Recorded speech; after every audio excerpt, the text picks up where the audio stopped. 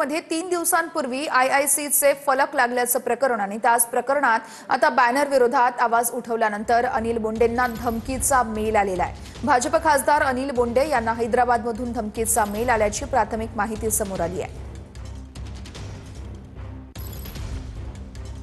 तर दारू पार्टीचा हा व्हिडिओ आम्ही पाहिला नाही असं फडणवीसांनी म्हटलंय। दारू पार्टी झाली असल्यास कारवाई केली जाईल असंही फडणवीसांनी स्पष्ट केलंय।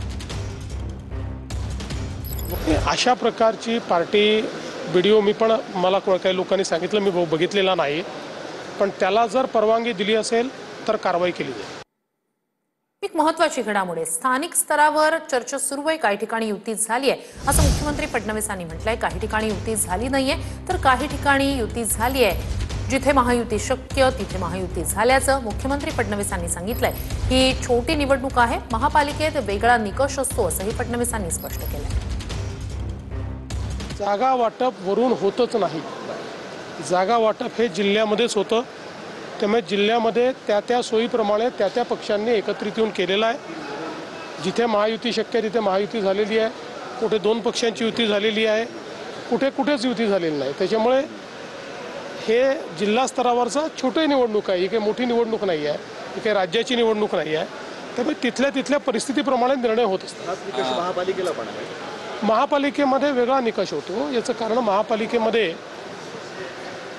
ही मोठी शहरं आहेत, त्याच्यामुळे त्या ठिकाणी जिथे शक्य आहे तिथे आमची युती होणार आहे।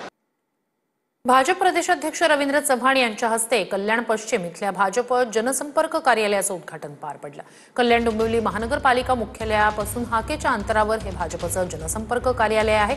तर उद्घाटनादरम्यान याच कार्यालयाच्या बाजूला असलेल्या गजानन विद्यालय शाळेमध्ये टिटवाळा परिसरातील शरद पवारांच्या राष्ट्रवादीचे पदाधिकारी आणि कार्यकर्त्यांचा भाजपमध्ये पक्षप्रवेश पार पडला।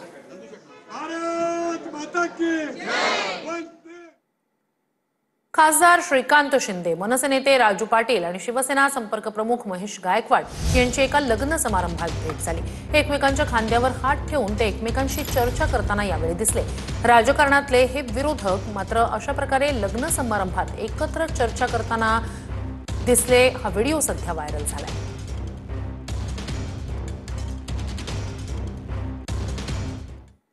ठाकरेंच्या सेनेचे सुनील शिंदे, राजन विचारे शिवतीर्थवर दाखल झाले आहेत। सुनील शिंदे आणि राजन विचारे राज ठाकरे यांच्या भेटीसाठी पोहोचलेत। सुनील शिंदेंचा मुलगा आणि राजन विचारेंच्या मुलीचा लग्न सोहळा पार पडणार आहे आणि याचं निमंत्रण देण्यासाठीच दोन्ही नेते शिवतीर्थवर दाखल झाले। सुनील शिंदेंचा मुलगा सिद्धेश शिंदे आणि राजन विचारेंची मुलगी धनश्री यांचा विवाह सोहळा पार पडणार आहे।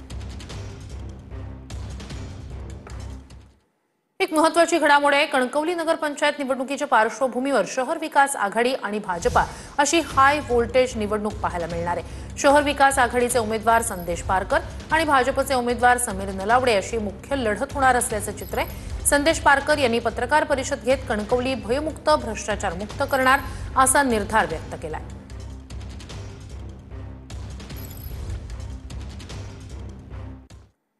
पुढच्या बातमीकडे, अमरावतीत 3 दिवसापूर्वी आयआयसीचे फलक लागल्या प्रकरणीच बॅनर विरोधात आवाज उठवल्यानंतर अनिल बोंडे यांना धमकीचा मेल आल्याची माहिती समोर आली आहे। भाजप खासदार अनिल बोंडे यांना हैदराबादमधून धमकीचा मेल आलाय।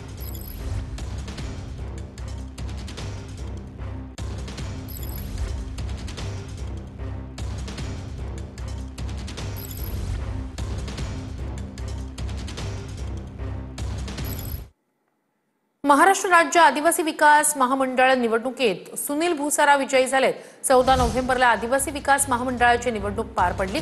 सुनील भुसारा यांची महामंडळाच्या संचालक पदावर निवड झाली। आदिवासी समाज शेतकऱ्यांच्या कामासाठी कटिबद्ध राहणार असं सुनील भुसारा यांनी स्पष्ट केलंय। महाराष्ट्र राज्य सहकारी आदिवासी विकास महामंडळाच्या निवडणुकीमध्ये त्या ठिकाणी मतदारांच्या प्रचंड आशीर्वादाने आम्ही गोकुळ जिरवाळ, भरतसिंग दुधनाल, दिलीप पटेकर, इंद्रजित गावित आम्ही सर्व सहकारी चांगल्या मताने निवडून आलेलो आहे। या ठिकाणी सर्व संस्था, चेअरमन, व्हाईस चेअरमन, सर्व संचालक मंडळ, सर्व मतदार सर्वांचे मनपूर्वक आभार व्यक्त करतो। आणि महाराष्ट्र राज्य सहकारी आदिवासी विकास महामंडळाच्या या निवडणुकीमध्ये ज्या ज्ञात अज्ञात सहकाऱ्यांनी, कार्यकर्त्यांनी मनापासून परिश्रम घेतले त्या सर्वांचं मनापासून